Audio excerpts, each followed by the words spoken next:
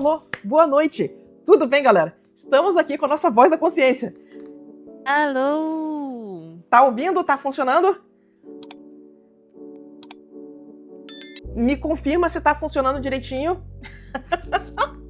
Essa live aparentemente vai dar mais áudio pra vocês. Galerinha, se vocês curtem o que a gente faz aqui, problemas técnicos ou não, apoia a gente no Apoia-se, que ajuda a gente a manter conteúdo gratuito pra vocês. Tem algumas recompensas e eu agradeço demais. Pode virar membro do canal, pode virar Apoia-se, como ficar melhor pra você, as duas coisas ajudam demais, certinho? Lembrando que esse apoio é pra gente manter esse conteúdo gratuito pra eu continuar falando de técnica pra vocês, sem a gente botar paywall, sabe? Então, qualquer ajudinha ajuda demais, certo? Agora foi, né? Nós! A voz da consciência tá funcionando, é outra voz da consciência. Hoje a gente tá aqui com a Bonnie. Então, oi, Bonnie! Oiê! É nóis. Eu acho que tá funcionando direitinho, né? Seguinte, galera, na semana passada eu fiz a live com o Hiro, que foi ótima, e na semana antes disso eu fiz aquela live de feedback, né? E nessa live de feedback, não a live de feedback, a live de desabafo. E nessa live de desabafo eu falei algumas coisas que eu tava com medo de falar em público há muito tempo, e vocês foram muito carinhosos, então muito obrigada pelo apoio, me ajudou demais, foi reconfortante, sabe? Essa semana eu queria saber se a gente tem como focar numas dúvidas mais de fundamento, sabe? Me fizeram uma pergunta no Blue Sky, que eu achei muito interessante, que foi o seguinte, ó. Pra que serve um ponto de fuga? E eu acho que as pessoas não passam muito tempo explicando o que é um ponto de fuga, nem pra que ele serve. Então, eu queria começar com duas explicações pra vocês, tá? Eu quero explicar o que é um ponto de fuga, por que ele acontece, e eu quero falar um pouquinho sobre cores. Eu quero dar um geralzão em cor. Eu tava assistindo a aula da Fernanda Montoni sobre cor, e a aula dela é espetacular. Se vocês quiserem entender a forma como ela entende cor, eu super recomendo. É o curso de cenários dela. Ela tá com mentoria aberta. Então, se vocês quiserem estudar com ela, tá? Eu tô curtindo demais o curso dela, certo? Mas, aqui pra gente. Vamos lá? Deixa eu... Peraí. Deixa eu passar aqui pro Clip Studio. Olha só. Olha nós. Seguinte, galera. Para que serve um ponto de fuga, né? Ele serve pra gente deixar as nossas cenas mais naturais. E aí vem a pegadinha, né? O que acontece? Vocês já se perguntaram por que as coisas convergem no infinito? Por que a gente tem o conceito de linha do horizonte, que é chamado de infinito, né? Que é a maior distância que a gente conhece, então ela é infinita, a gente vê para sempre, desde que esteja no nosso campo de visão, né? E por que essas coisas vão ficando menor à medida que elas vão afastando? O que acontece? Imagina aqui comigo que você tem um globo ocular, tá? Você tem um olho. E esse olho tem uma lente aqui na frente. E a lente de câmera, ela é baseada nesse conceito dessa lente, da córnea do olho, né? E aí o que acontece? Se a gente tem raios de luz, imagina que esses raios de luz estão chegando paralelinhos aqui, ó, no olho, né? Quando eles batem na lente, o que acontece? Porque a lente é curva, eles batem na lente e eles fazem uma convergência. Eles começam todos a apontar para o mesmo ponto dentro do olho. Isso aqui é chamado de fundo do olho, tá? E é aqui que forma a imagem que a gente vê. Então, o nosso olho, ele é menor do que as coisas que a gente está vendo, né? Então, essa convergência permite que a gente enxergue mais do que se a gente só pegasse esses raios de luzes paralelos, né? Ele aumenta o nosso campo de visão. E aí, olha que interessante. Se o tamanho da lente estiver errado e essa convergência acontecer antes ou acontecer depois, o nome disso é miopia e você precisa de óculos para consertar esse ângulo de incidência. É isso que seu óculos faz. Ele compensa a distorção na lente para a imagem acontecer sempre no fundo do olho, para você enxergar direitinho. Faz sentido? Então, o que acontece? Coisas paralelas, né? Elas convergem para um ponto específico por causa do efeito da lente. Então, olha só que interessante. Se a gente pegar e a gente desenhar um cubo, né? A gente vai vir aqui e eu vou desenhar, peraí que não tá configurado do jeito que eu queria, eu quero isso aqui em 45, peraí, 45, isso aqui. se a gente vier aqui e a gente desenhar um cubo, e nesse cubo, tá, a gente vai fazer com que as linhas paralelas, elas fiquem paralelas mesmo. Ó, então a gente está desenhando esse cubo aqui com linhas de 45 graus. Olha só. E aí, olha, todas essas linhas, elas são retinhas, né?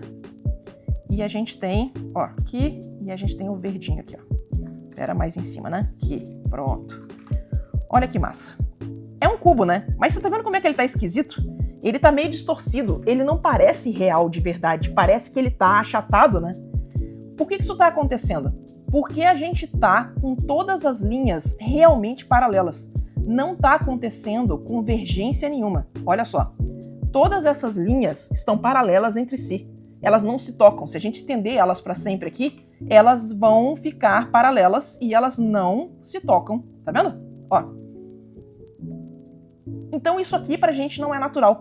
Se a gente pegar esse mesmo cubo, tá? E a gente usar o tipo de régua que deixa a gente fazer convergência, a gente vai... Eu vou trazer esses pontos de fuga um pouquinho mais aqui para perto, para vocês poderem ver a convergência de verdade. Então vamos lá. Agora a gente vai desenhar o mesmo cubo, tá? Só que a gente vai desenhar ele com uma régua que permite que a gente faça essa convergência direitinho. Olha aqui, ó. Aqui, aqui. Aí a gente vai vir aqui, ó. Espera aqui, aqui, isso. E a verdinha aqui, nice. Olha só como é que esse cubo agora, ele é muito mais natural, ele parece muito mais acreditável. Olha como é que isso aqui parece que a gente tá olhando para um objeto que existe, né? E a única diferença é essa, a gente desenhou esses cubos agora com essas linhas paralelas, né, essas linhas que no cubo são paralelas, agora elas convergem para um ponto específico no espaço. Olha só como é que vai diminuindo a distância. E esse ponto de convergência, esse ponto onde essas linhas se encontram, né, se a gente estender elas até a linha do horizonte, que é o que a gente chama de linha do infinito, a gente vai ter o ponto de fuga. O ponto de fuga é onde essas linhas paralelas se encontram, né? As coisas paralelas convergem para o mesmo ponto. Então a gente tem as linhas verdinhas aqui, né? Ó, a gente tem as linhas verdinhas aqui. Como elas são paralelas entre si, elas também vão para um ponto de fuga específico. Então é como se a gente tivesse um ponto de fuga das linhas verdes, a gente tem um ponto de fuga das linhas vermelhas e a gente tem o ponto de fuga das linhas azuis. Então, o grande ensinamento de perspectiva é o seguinte, ó, coisas paralelas convergem para o mesmo ponto no espaço. Esse ponto de fuga nem precisa estar na linha do horizonte. Ele pode estar em cima, ele pode estar embaixo, a gente pode ter mais do que 2, a gente pode ter mais do que 3, 4, 5, 6, 12 pontos de fuga na mesma cena, tá? O importante é o seguinte, todas as coisas paralelas convergem para o mesmo lugar no espaço. E esse efeito aqui acontece por causa desse efeito de lente no olho que a gente estava comentando antes, certo? Então, quando você começa a pensar nessa coisa do tipo, por que acontece, onde que está acontecendo o efeito de lente, você vai começar a entender algumas coisas melhor, como fotografia, como cinema, como, sabe, como que o pessoal faz aqueles efeitos especiais. Tem uns jeitos muito interessantes de você usar lente de câmera para fazer uns efeitos massa, sabe? Então, lembra, tá? Que quando a gente tem a linha do horizonte é chamada de altura do espectador, ou linha da câmera. Ela é a altura da câmera. Ela é a distância que você tá do chão, né? Então, se você tem 1,60 m, 1,70 m, né? Essa vai ser a altura da linha do horizonte. Ela é para onde você tá vendo. Então, nesse caso aqui, olha que interessante. Se a gente vai estar com essa altura de 1,60 m, a nossa linha do horizonte estava mais ou menos aqui, né? A gente está olhando para baixo. A gente vê a parte de cima do objeto. Se a gente estiver olhando para cima, a gente veria, eu vou fazer a mão livre aqui, ó, mas a gente veria a parte de baixo desse objeto, ó. E aí as linhas convergem para a linha do horizonte do mesmo jeito. Então é muito interessante você pensar que isso aqui é o seu ponto de referência, isso aqui é a altura que você tá, é a altura dos seus olhos, é a altura da sua câmera. Então tudo isso faz muito sentido quando você para entender o que está acontecendo. É muito massa, certo? Então, para isso que serve um ponto de fuga, isso que é um ponto de fuga, eu acho que a informação interessante é um jeito legal da gente prestar atenção em como isso está acontecendo. Aí, a segunda coisa que eu queria falar hoje era sobre cor. Cara, cor, né? Cor é sempre uma coisa complicada. As pessoas fazem umas perguntas interessantes de tipo, como escolher bem as suas cores? E eu não acho como se tivesse, tipo, quando a gente está estudando perspectiva, quando a gente está estudando forma, a gente tem essa coisa tem uma formulinha para seguir. Aprende a caixinha, gira a caixinha na sua cabeça, desenha a caixinha, e aí você consegue colocar o corpo em perspectiva, né? E cara, quando você está trabalhando com cor, não tem esse macete, não tem não tem uma fórmula fácil para você seguir. E eu acho que isso complica bastante a nossa situação. Cadê meu círculo cromático? Onde é que eu enfiei ele? Pera aí, rapidinho que eu preciso achar o círculo cromático, galera. Eu achei que ele estava no desktop. Aparentemente, as coisas no meu desktop estão sumindo. Eu não sei o que está acontecendo. Então, só um instantinho. Eu quero o... Eu quero esse site aqui, ó. Que ele é um jeito bem interessante de pensar sobre cor. E é daqui que eu pego o meu círculo cromático. Foi interessante porque, assim, ó, eu tava conversando com ela. Eu tava vendo a aula da Montoni. E ela estruturou isso de um jeito muito bom. Se vocês quiserem ver a explicação dela, faça o curso dela que vale muito a pena. E eu acho que eu explico a mesma coisa de um jeito diferente. E aí vale a pena se perguntar qual é o jeito mais eficiente. E eu tava até pensando no lance do How to Draw, sabe? Do livro do Scott Robertson, que explica a perspectiva de uma forma muito dura, muito técnica. E a gente tem o Frame de Perspective, que é um pouco mais lúdico na explicação. Ele explica de uma forma um pouco mais visual, menos matemática, e fica mais fácil pro pessoal, sabe?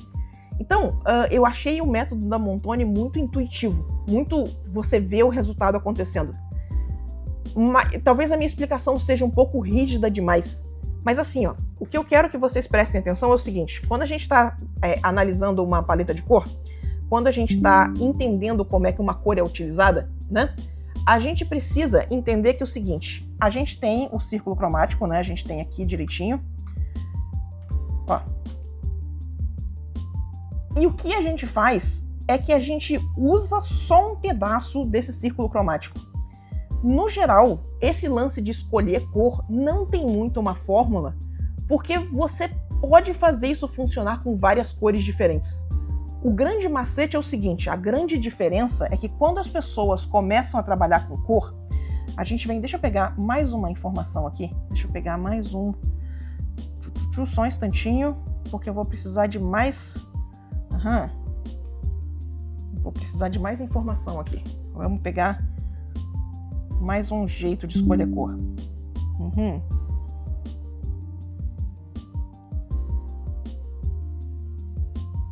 Seguinte.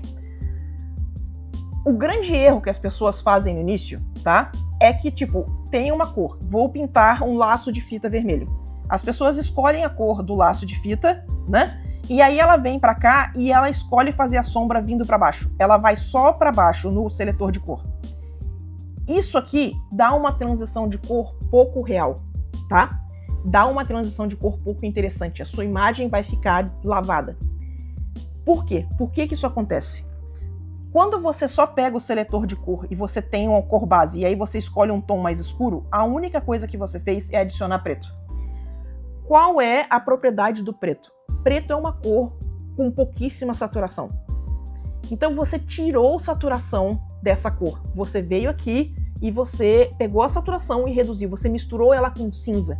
Você não quer o preto puro, então é como se você tivesse misturado ela com cinza. Você acinzentou a sua cor. Isso dá um resultado que não é o que você quer. E aí as pessoas fazem a mesma coisa quando elas vão escolher o tom mais claro. Em vez de elas virem numa direção, em vez de elas mexerem aqui, né? Em vez de elas mexerem aqui, elas vêm e só escolhem uma cor mais clara. O branco também é uma cor sem saturação. O preto e o branco fazem parte da mesma escala de cinza, né? Então você está tirando a saturação da cor. Quando a gente está navegando, quando a gente está vendo uma ilustração, o que acontece? Quando a gente está vendo a luz que está me iluminando agora, ela tem uma temperatura. O que isso significa? Ela não é cinza, ela é ou puxada para o amarelo ou puxada para o azul. Na maior parte dos casos é puxada para o amarelo.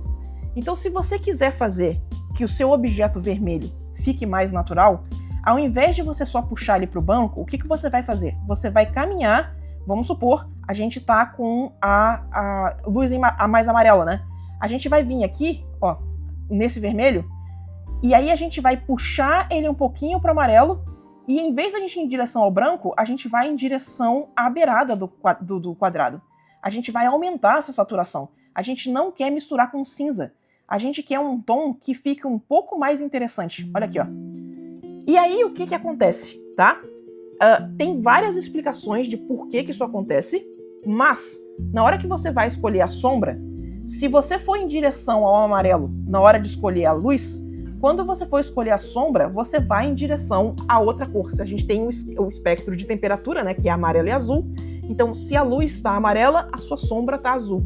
Que isso é o tipo de iluminação mais clássico que a gente tem. Então, a gente volta aqui, a gente pega o nosso tom base, né? Ó, vou pegar aqui. E aí, agora eu vou... Olha a pegadinha. Não esquece que essa fita aqui é esse círculo cromático que você está vendo aqui.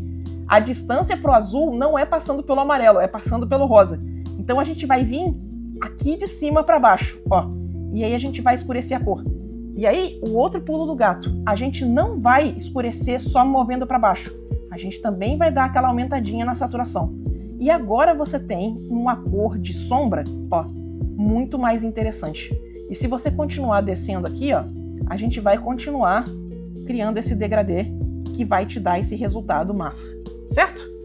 Então o que acontece no início é que as pessoas ficam na mesma cor e elas só colocam branco ou tiram branco da cor. Elas só mexem nessa variação. Isso é um pouco mais fácil de entender na pintura tradicional, porque na pintura tradicional o seu professor de pintura vai falar: você não pode misturar com preto, você tem que misturar com outra cor. Você tem que misturar com azul, você tem que misturar com roxo, você tem que misturar com amarelo para fazer a sua luz, para fazer a sua sombra. Eles não deixam você misturar com preto e branco no início. E é exatamente por isso que vem essa regra de não usa preto chapado, porque vai deixar a sua imagem. Ela veio dessa regra de não misturar preto, que não era só para você escurecer e tirar a saturação da cor. E isso é quando você quer um efeito específico. Você precisa estar muito consciente que a sua sombra tem cor, a sua luz tem cor. Ela influencia a sua base, a cor local, né, que é a cor do objeto em si. E você precisa estar consciente dessas variações, da forma como isso funciona. Então, para gente que trabalha no digital, a regra é essa. Quando você for puxar, quando você for escolher uma cor escura, trabalha com a cor, não pega a mesma cor que você está usando, mexe na temperatura, ou seja, caminha em direção ao amarelo ou caminha em direção ao azul e aumenta a saturação, principalmente da sombra, certo?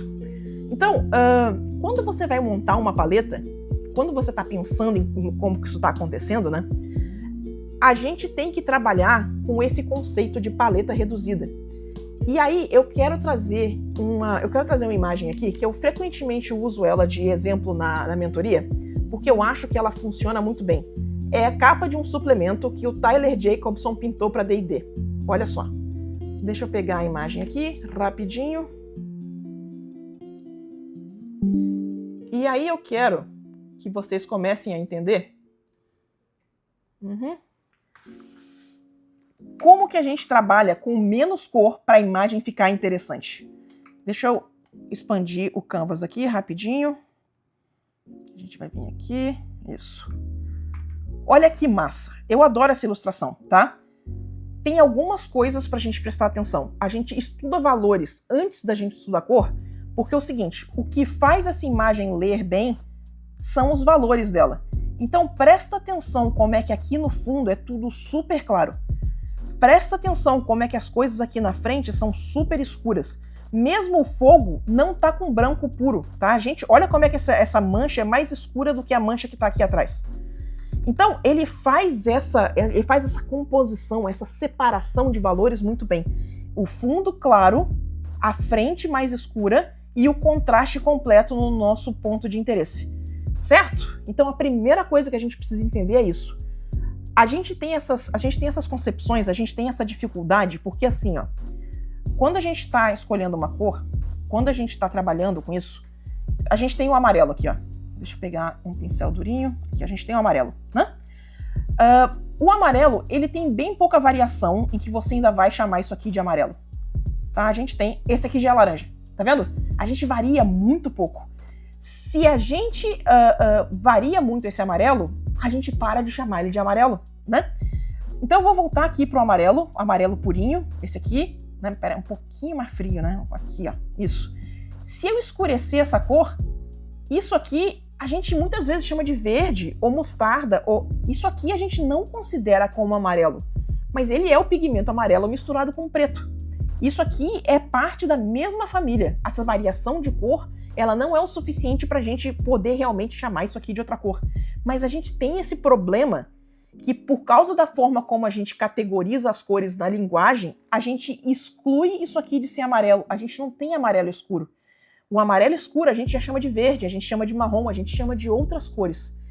Então, o que acontece? Quando eu falo para vocês, por exemplo, que o personagem aqui na frente está com um detalhe amarelo na roupa, a primeira intenção da pessoa é vir aqui no amarelo e pegar um amarelo e colocar, tipo, vamos fazer que essa cinta que tá no ombro dele é amarela. A pessoa vai pegar isso aqui e vai vir aqui com amarelo e vai, olha só, a gente vai pintar isso aqui e vai completamente estragar a estrutura tonal. Não pode fazer isso. A estrutura tonal é mais importante do que a cor. Então, se você quer que um objeto aqui na frente leia como amarelo, ele tem que estar no tonal da cena. Então, esse amarelo vai estar aqui, ó. Ele é muito mais escuro. Olha como é que ele encaixa muito melhor. Olha como é que ele está em contexto. Tá vendo? Só que pra gente, se a gente tira isso do contexto, se a gente pega e a gente faz a cor aqui do lado, isso pra gente é marrom. A gente não encara isso com amarelo. Então essa trava, essa forma de pensar cores, faz muita confusão na hora que você tá escolhendo a sua paleta. Então, uma das coisas que o pessoal propunha, que uma das coisas que eu li muito em livros de teoria de cor, é a gente passar a chamar cores de jeitos diferentes. Parar de usar essas cores lugar comum, essas cores que todo mundo usa, e começar a pensar que isso aqui, por exemplo, amarelo escuro, sabe? A gente vai chamar isso aqui é um amarelo escuro quente. Esse aqui é o amarelo escuro frio, ele é muito mais verde, um é marrom, o outro é verde, tá vendo? Então a gente começa a botar esses nome e sobrenome na cor, fica um pouco mais fácil da gente começar a entender o que são essas cores que a gente está vendo de verdade. Porque o importante, lembra, o tonal é mais importante do que a cor. Então se você for entrar com amarelo aqui nessa região que está escuro, nenhuma das cores que você vai entrar é esse amarelo super, super claro. Ele precisa estar dentro da paleta de cor para ele encaixar, para ele realmente funcionar nessa pintura, certo? A mesma coisa aqui atrás, tá? Se a gente está lidando com a parte clara da imagem, a gente tem que colocar primeiro a imagem no tonal correto, primeiro a cor no tonal correto. Se a gente vai trabalhar com um azul muito claro, se a gente vai trabalhar com verde muito claro, ela tem que estar no tonal correto. Essa é a parte mais importante. E aí a gente pode construir essa pirâmidezinha de importância, né? A gente começa aqui na base, o mais importante, o que segura o peso todo, é o valor tonal. Aí a gente vai vir aqui e a gente vai colocar a cor em si, e aí a gente vai colocar a temperatura, e aí a gente vai colocar a saturação, e aí a gente vai conseguir construir a nossa paleta, certo? Então, o tonal, se você tirar da base, cai a sua pirâmide. O tonal é o que segura esse negócio todo aqui no lugar, certo? Aí é o seguinte, uma das coisas que eu acho interessante aqui é o seguinte, quando a gente está trabalhando no tonal super apertado, se a gente vir aqui, deixa eu pegar de novo o pincel duro, se eu vier aqui e eu começar a pegar essa paleta que está lá no fundo, olha como é que ela é toda clarinha, olha como é que ela não tem um tom escuro de verdade ali, ó. Ela é toda bem clarinha, tá vendo? Como que a pessoa faz, deixa eu pegar um amarelinho aqui, ó, mais amarelo, achei que aqui era mais amarelo, ele tá bem vermelho claro ainda. Aqui tem um azulzinho aqui também, olha só. Então o que acontece? Se a gente tira a saturação disso, olha como é que ela é toda clarinha, tá vendo? A gente está dentro do mesmo grupo tonal. Como que você faz para essa imagem ter leitura se todas as cores que você tá usando são muito próximas uma da outra? Eu quero que vocês lembrem que apesar do tonal ser o importante, ele é a nossa base, né? A gente vai vir aqui, a gente vai pensar nisso aqui como uma barrinha de contraste. Desse lado a gente tem o preto, desse lado a gente tem o branco. E aí a gente está trabalhando com todas as cores aqui, ó. A gente está bem clarinho aqui, então a gente está trabalhando nesse range. Então o contraste dessa área no tonal é bem baixo. Mas quando a gente está trabalhando com as cores em si, a gente consegue fazer outros tipos de contraste, né? Então aqui, por exemplo, olha como é que a gente tem uma gradação de amarelos, né, passando pelo rosa, descendo até o roxo. Então a gente começa com um laranjinha aqui, a gente vai descendo e a gente chega aqui embaixo no roxo, né? Deixa eu voltar no meu círculo cromático aqui que vai fazer mais sentido. Ele tá acontecendo aqui, ó. A gente tem amarelo, né? A gente tem o laranjinha e a gente passa pelo rosinha e a gente tem um pouquinho de roxo. Olha, isso aqui é a nossa paleta daquela parte da imagem. Tá vendo? Só que ela é super clarinha. Não tem verde, não vai ter azul puro, não vai ter cor super saturada, mas ela faz contraste com as cores. A gente tem desde o laranja até um roxinho para a gente fazer esse contraste. Então a gente pensa que aqui, ó, a gente pode pensar que a gente tem o roxinho de um lado e o laranja do outro, e aí a gente tem um contraste muito maior de variação entre esses dois, passando pelo rosinha aqui no meio, né? E a outra coisa que a gente tem agora é uma coisa que é bem interessante, é o contraste de saturação, né? A saturação é a escala de quão cinza é a sua cor. Então deixa eu fazer aqui rapidinho. Olha só, a gente vem aqui e aí a gente pega um pincel macio aqui e a gente vai vir aqui e vai pegar o mesmo tonal, um pouquinho mais escuro. Aqui, ó. Aqui, ó. Então a gente tem uma gradação de saturação. Se a gente fizer isso aqui direitinho, ele fica basicamente no mesmo tonal, né? O tom escuro ainda tá um pouquinho mais escuro. O tom saturado tá um pouquinho mais escuro, mas se a gente fizer certinho, a barrinha fica no mesmo tonal quando a gente faz essa gradação. Então, o que a gente tem? A gente tem esse contraste, né, do saturado contra o cinza. Então, a gente consegue fazer essa variação, né? A gente consegue fazer esse contraste sem ser no preto e branco. A gente usa essas barras de contraste auxiliar para a gente conseguir dar leitura na imagem. Então a gente trabalha com um tonal limitado, mas a gente tem uma paleta mais aberta, a gente tem um controle de saturação mais aberto. E a mesma coisa acontece aqui, ó. Você tem um personagem escuro, se a gente separar esse personagem aqui, ó, você vai ver que todos os tons dele são bem escuros, ó. A gente tem vários tons, até os tons mais da luz aqui, ó, eles estão bem escuros mesmo. Ó que massa. Eu que estava comentando do fogo, olha como é que o fogo, ele tá vibrante porque ele tá no máximo da saturação. Mas ele não tá claro, ele não é uma cor perto do branco. Então a gente usa a saturação para fazer essa sensação de que tá emitindo luz sem necessariamente ter que clarear a imagem. Isso é o roubo dessa imagem e eu acho essa decisão dele brilhante. Ela funciona bem porque ainda lê como fogo, mesmo que não esteja super claro. Olha que coisa estranha, né? É o fogo na sombra. Então, a gente tem de novo a paleta reduzida e a gente trabalha com a saturação e com a variação de cor. E aí, quando você junta esses dois elementos, a gente junta uma paleta reduzida aqui, né? A gente junta a paleta dessa região. A gente junta a paleta dessa região, a paleta da imagem começa a ficar um pouco mais aparente. Então, a gente volta... Deixa eu voltar aqui, né? Então, a gente estava com aquela paleta aqui, né? E aí a paleta na sombra, ela faz mais aqui assim, ó. O que ele colocou lá que era super saturado? Era o laranja, né? Ó, a nossa paleta aparecendo aqui, ó. E aí a gente tem, nesse meio do caminho, a gente pode renderizar os personagens. Mas o pico de saturação, ele tá no laranja. Ó, voltamos lá, vamos dar uma olhada. Ó, a gente tem os vermelhos, a gente tem os azuis.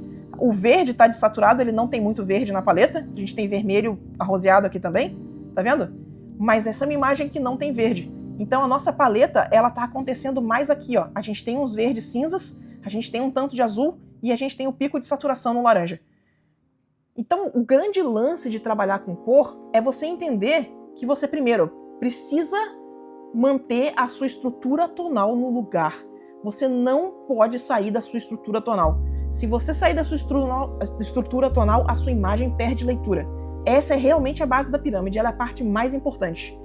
E aí a segunda parte de trabalhar com cor, talvez mais importante do que escolher as paletas, escolher a paleta do que vai estar na sua imagem, mais importante é entender o que não vai estar na imagem, o que você vai jogar fora. E aí você começa a entender que para você começar uma imagem, para você começar a escolher uma paleta, você tem que conscientemente deixar coisas de fora, certo? Então, lembra disso. Quando você estiver fazendo um personagem que ele tá vestido de verde e ele tá num lugar escuro, sabe? E a luz que tá entrando nesse lugar é laranja, você não vai colocar uma cor super laranja saturada nesse personagem. Ele vai precisar estar com cinzas. E aí, tá? Só mais um pensamento antes de eu abrir as perguntas. A dificuldade da gente trabalhar com o digital é que é o seguinte: quando a gente está trabalhando com o digital dá acesso pra gente a todas as cores. Quando você está trabalhando no tradicional, você tem que escolher uma paleta. E mesmo que você encha a sua paleta de cor, tem cor que você não vai conseguir fazer. Às vezes vai ter que puxar uma tinta específica só para fazer a cor daquele lugar. E isso vai dar a sensação de que aquela cor está fora de contexto. Então você tem que fazer isso com muito cuidado. Então tem toda uma filosofia de que, por exemplo, vou pintar uma cena, eu sei que as minhas sombras estão tendendo para o quente. Então você vai ajustar a cor da sombra sempre misturando com um roxo avermelhado, sabe? Aí a gente vai puxar a sombra para o vermelho. E essa unidade faz a sensação de que a paleta está unificada. Quando a gente está no digital, a gente não tem essa limitação de ter que escolher uma paleta antes de pintar. Então a gente tem que fazer essa exclusão de cores conscientemente.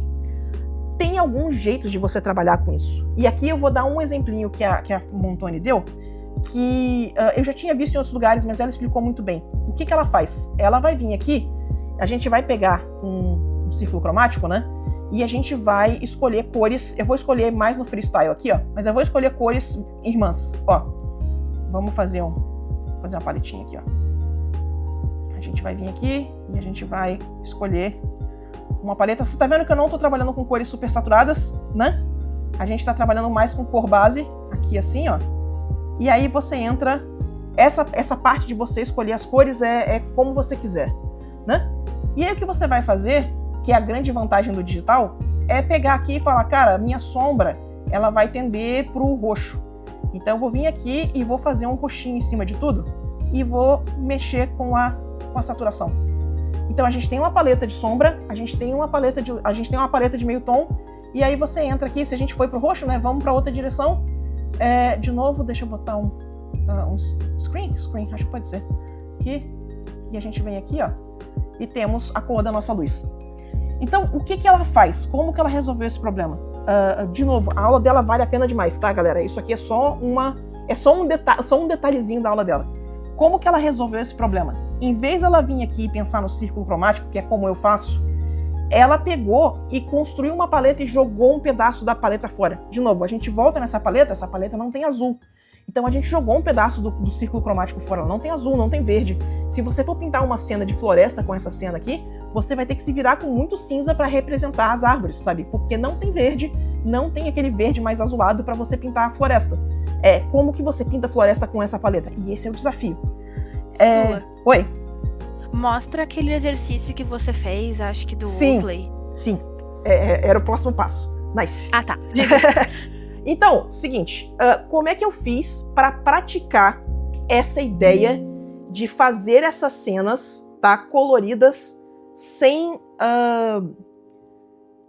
como que eu faço essa cena parecer completa com uma paleta limitada? Qual é o exercício?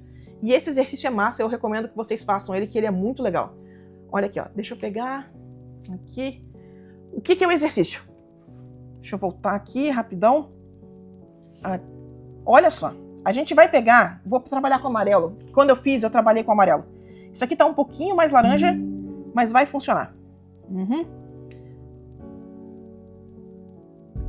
Aqui, peraí, que estamos chegando lá, galera. Seguinte, o que você vai fazer? Você vai vir aqui e você vai pegar os 30% mais claro dessa imagem. A gente vai pegar essa regiãozinha aqui, ó. A gente vai pegar os 30%, não da imagem, desculpa, da paleta. A gente vai pegar os 30% mais claro da paleta aqui, ó. E aí, você vai... não quero esse pincel, quero esse aqui, pronto. Agora sim, pronto, esse aqui, isso. E aí você vai vir e você vai pintar uma cena que ela tem que parecer o mais colorida possível com essa restrição. A gente não tem o tonal todo, a gente está trabalhando do cinza 70% até o branco e a gente tem só o pico de saturação. O que você pode fazer? A gente está trabalhando com o amarelinho aqui, né? Eu posso esfriar esse amarelo, então eu posso ir em direção ao azul, eu posso ir em direção ao quente, eu posso ir para o amarelo mais frio ainda, mas eu não posso ir para a próxima cor. Então, quando eu esquentar esse laranja, esse amarelo, ele não pode virar laranja. Quando eu esfriar ele, ele não pode virar verde. É só um amarelo frio, é só um amarelo mais quente, mas ainda é um amarelo, certo? Quando você terminar a pintura clara, a gente chama isso aqui de high key, né? A gente trabalha com high key. Você vai vir e você vai fazer outra cena usando os 30% de baixo da paleta. De novo, agora a gente tem o preto, a gente tem esse 70% cinza, a gente tem pico de saturação e a gente tem marrom, né? A gente tem cinza. Pode fazer a mudança de temperatura. Você pode esfriar, você pode esquentar, mas não pode passar para a próxima cor. E você tem que fazer essa imagem parecer o mais colorida possível. Esse resultado dessa imagem para mim, a minha imagem clara foi essa aqui, ó. Olha como é que a gente usa o cinza para fazer o contraste com o dourado da armadura. Olha como é que a gente faz a transição do cinza para o saturado para dar a sensação de que a luz está passando pela asa, sabe? Olha como é que a gente trabalha com a saturação em lugares limitados para a gente ter essa diferença. Ó, as asas e o personagem, o amarelo era mais quente, o céu eu deixei um pouquinho mais frio. Olha como é que isso faz a silhueta se destacar. Então, essa imagem, ela não tem azul, ela não tem verde, ela só tem cinza e amarelo. Esse amarelo mais quente, o amarelo mais frio. E a gente consegue... Opa, peraí que eu já vejo. E a gente consegue ter essa sensação que a imagem é colorida, que ela é uma imagem completa, certo? E aí tem a parte do exercício escuro, que é essa aqui, ó. Mesma coisa, só os amarelos escuros. Eu tentei muito... Eu não tinha como chegar no vermelho para ter o vermelho saturadão, né, para chegar ao efeito de fogo, mas olha como é que mesmo assim você consegue ter essa sensação da cena completa. Você lê a textura do dragão, você lê a textura da pedra, você ainda consegue fazer o fundo da caverna, sabe? Olha como é que funciona bem. Você conseguiu fazer esses dois exercícios? Então, agora, volta aqui e entende o que está acontecendo nessa ilustração. Essa parte aqui de trás... ela é uma imagem, né? Ela é uma pintura de valor reduzido que está acontecendo entre o azul, o rosa e o lilás, né? Aqui na frente é o mesmo exercício de paleta reduzida que está acontecendo com essa paleta mais amarela, mais azul, bem acinzentada. E aí, quando você junta isso com um ponto focal, que agora você tira essas restrições e você trabalha com as cores que você escolheu, você pode ter um pouco mais de saturação, você pode ter um pouco mais de contraste, você cria a leitura da imagem, certo? Esse exercício, na época que eu fiz ele, foi o exercício que explodiu minha cabeça. Esse foi o exercício que, tipo, caraca, entendi o que está acontecendo. Entendi o poder que eu tenho de renderizar coisas sem precisar de todo o círculo cromático. E aí eu comecei a entender como é que funciona a paleta reduzida. Então, eu queria dar essa reavivada nesses dois assuntos, porque são duas coisas que as pessoas perguntam bastante. Como que escolhe cor, como que funciona e por que perspectiva é desse jeito. Espero que tenha ajudado. Bora fazer umas perguntas? Não, espera aí que eu quero ver que mandaram um superchat, né? Ou foi não sei o que foi. Deixa eu ver o que foi, peraí. Superchat. Deixa eu ver. Tipos de camada que afetam na coloração? Sula, poderia explicar todos os tipos de camada e como afetam na coloração e falar mais sobre o contorno da forma mais definido sem o quê? Peraí. Sem a pen, pra mim, tá aqui. Sem a pen, tá. Acaba pra mim assim. Olha só, explicar todos os modos de camada é difícil. É muito técnico, envolve um monte de programação, envolve um monte de matemática, tá? Então, o que eu vou fazer pra você é o seguinte. Infelizmente tá em inglês, mas se você botar a legenda automática, ele vai traduzir português pra você. Tem esse canal aqui, ó. Layer Modes. Chama Piximperfect, que é um cara que ele manja de Photoshop pra cacete. Esse cara. Ele tem esse vídeo explicando todos os modos de camada, como que funciona, qual é a matemática atrás, o que ele faz na imagem, como que ele é calculado. Ele explica, inclusive, os modos de camada esquisitos. O subtração, sabe, o divide, e esses negócios que nunca fizeram sentido na minha cabeça. Mas ele explica isso aqui direitinho. Então o que eu vou fazer é que eu vou recomendar esse canal para vocês. Se vocês querem entender como que essas coisas de Photoshop funcionam, Mônica, eu tô sem acesso ao chat. Você joga o chat ali? Você joga o link pra ali? Vou te passar. Só um segundo que eu tô pegando as perguntas. Tá. Já jogo. Pera aí que eu passei pras mods. Mods, joga no chat pra mim, por favor. Olha só. Então, se você quiser a explicação de como isso funciona, cola nesse vídeo. Ele é bem técnico, no entanto, então é o seguinte, ó. Eu vou dar a explicação mais simples que eu já dei aqui outras vezes. Certinho? Olha só. No Photoshop, isso aqui é agrupado. Faz um pouquinho mais de sentido. No Clip Studio, elas não são agrupadinhas, elas estão só em ordem. Então, eu vou mostrar, Peraí, aqui. Por que não... Peraí, problemas técnicos. Hoje o negócio tá realmente discutindo comigo, né? Peraí. Aqui. Tentando de novo. Agora foi. Olha só. Eu vou refazer a divisão que o Photoshop faz, porque ela realmente ajuda a entender como que funciona esses modos de camada, tá? A gente tem o normal, que é a exceção. O normal é o que você espera. O normal não faz cálculo, né? Ele só fica transparente. Aí a gente tem esse grupinho aqui, ó.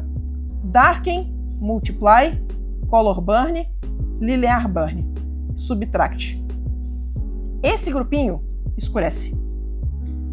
Tudo que você fizer nessas camadas sempre escurece a imagem, tá? Aí a gente tem o segundo grupo. Lighten, Screen, Color Dodge, Glow Dodge, Edge Glow. Esses aqui, ó. Até aqui, ó. Esse segundo grupo sempre clareia. Então, ele vai sempre pegar a cor que tá embaixo, clarear baseado na cor que tá no layer com o modo especial. Sempre clareia. Vai clarear de jeitos diferentes, tem os mais intensos, tem os mais sutizinhos, mas ele vai sempre clarear. Então, o que isso aqui amarra esses dois grupos? Quando você tem esse grupo que escurece, o branco é a cor neutra, porque o branco não escurece nada. Então, se eu vier aqui e colocar uma camada em Multiply, né? Ela tá em Multiply, e preencher de branco, tá vendo como é que ela tá em branco? Tá vendo o thumbnailzinho aqui? Tá branco. Nessa imagem não fez diferença nenhuma na imagem que a gente tá fazendo. Esse layer não fez diferença nenhuma, porque o branco é considerado a cor neutra, certo? Se eu vier aqui e colocar essa imagem, esse módulo desse layer em Screen, ele vai ficar uma camada de branco chapado, sabe? Nos layers que clareiam, a cor neutra, a cor que não clareia nada, é o preto. Então, se eu colocar preto em modo Screen, ela fica 100% transparente. Então, olha só, a gente vai vir aqui e aqui a gente vai colocar que o preto é a nossa cor neutra, né? Isso aqui vai funcionar para todas essas camadas, tá? Então, o branco não faz nada no grupo que escurece, o preto não faz nada no grupo que clareia. E aqui começa a parte mais complicada, tá? Esses próximos modos de camada aqui, Overlay, Soft Light, Hard Light e Difference, ó, eles são o que a gente chama de modos de contraste. Se esse escurece e esse clareia, esse aqui faz as duas coisas ao mesmo tempo. Como assim, Sula? Vamos lá. Se eu vier aqui e colocar esse modo como Overlay, eu vou vir aqui e vou desenhar de branco. Ó, ele vai clarear a imagem. O branco não fica 100% chapado, igual fica no modo que clareia, mas ele clareia a imagem. Se eu vier aqui e eu pegar preto puro e fizer aqui embaixo, ele vai escurecer a imagem. Ele não vai ficar preto chapado, mas ele vai escurecer a imagem, certo? Qual é o ponto neutro desse layer, então? E aqui vem a pegadinha. O ponto neutro desse layer é o cinza 50%. Então, se eu vier aqui e eu pegar o cinza exatamente no meio do caminho, é como se eu estivesse apagando. Ó, eu estou apagando o branco, estou apagando o preto. Então, nesse modo de contraste, a cor que fica transparente é o cinza 50%. E isso é complicado porque, assim, ó, se a gente pegar uma cor super saturada, a gente desenha com ela. Ó, ele está misturando o vermelho na imagem. O valor desse vermelho é cinza 50%, mas ele não fica transparente. Então não é a saturação que fica transparente, tá? É o cinza 50%. É o meio do caminho entre o preto e o branco. Então quanto mais perto você chega do cinza 50%, mais sutil fica o efeito, até ele ficar transparente. Ó. Mas enquanto você está lidando com essas duas arestas do triângulo aqui, as escuras e as claras, você está no efeito máximo do layer. Então a gente tem como colocar vermelho, a gente tem como colocar vermelho mais claro, a gente tem como colocar vermelho mais escuro. Pera aí, vermelho mais escuro. Ó. E isso que tudo afeta a imagem. Então, para pintar, esses outros modos de camada aqui embaixo, o PixImperfect ele vai explicar direitinho, tá? Ele tem usos muito interessantes, mas para a gente pintar, o que a gente usa mesmo muito, tá? O que eu vejo o pessoal usar meio unanimidade: Multiply, Color Burn, Screen, Color Dodge, Glow Dodge bastante também, Overlay, Soft Light e Hard Light. Esses são os principais modos de camada. Se você entender e conseguir prever o que eles fazem, você já tá bem resolvido. Aqui embaixo, tá? O modo Color é muito usado também. O que o Color faz? Você tá vendo que aqui tá vermelho, né? Se a gente faz uma imagem com Color, se a gente faz um layer com Color, a gente troca a cor e a saturação, ó, do que tá embaixo. Então ele é muito fácil para fazer esses ajustes de cor em imagem, sabe? Usei muito em publicidade, já usei para consertar algumas coisas, então o modo Color também é notável que você saiba o que ele faz, porque ele é um jeito muito fácil de trocar a cor. Mas, eu tava acabando de falar, né, que quando você faz a variação de cor do branco pro preto e você faz a variação de cor entre os dois, fica muito mais interessante. O problema do modo Color é que ele vai trocar tudo isso aqui exatamente pela mesma cor. Então, quando você for usar esse modo de camada, não esqueça que você pode vir aqui e botar, por exemplo, a sombra mais escura e a luz mais quente, e vai ficar um degradê mais natural, mais interessante do que você só preencher tudo numa cor só. Então lembra disso, cuidado com esses modos de camada que eles podem ser pegadinha, certo? Faz sentido tudo isso aqui? Eu falei pra caramba.